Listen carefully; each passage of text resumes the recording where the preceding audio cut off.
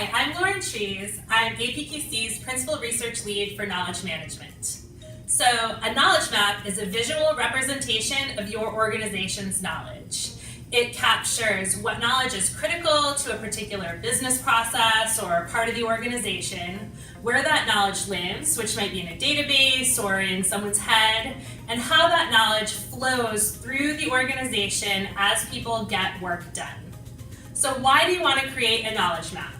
Well, there are a couple of reasons, but one of the most important ones is that it helps you identify knowledge-related risks and gaps. And that helps the KM program figure out where it's going to add the most value and solve the right problems for the organization. Knowledge mapping is also really helpful if you have a senior expert who's nearing retirement, because it helps you figure out what knowledge that person has that you want them to document or transfer to the next generation before they leave the organization. It's helpful if you have multiple groups create knowledge maps, or even if they collaborate on the same map. It helps you figure out if people are using different knowledge sources to do the same work. And it helps you standardize and create consistency across a large global organization.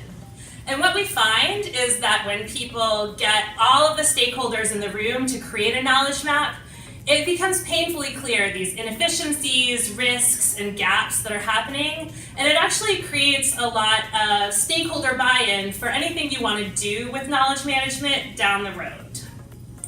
So here at APQC, we've advocated for knowledge mapping for a long time.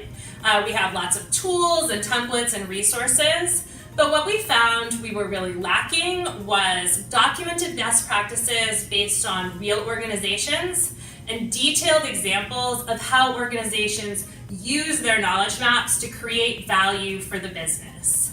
So that's what our Knowledge Mapping in Action project set out to do. We did detailed interviews and case studies with 5 organizations across a range of industries. And then we analyzed those case studies to identify best practices for mapping knowledge and for using those knowledge maps for business benefit. So we encourage you to take a look at our Knowledge Mapping in Action research to learn how you can use knowledge maps to optimize your KM program and add more value to the business.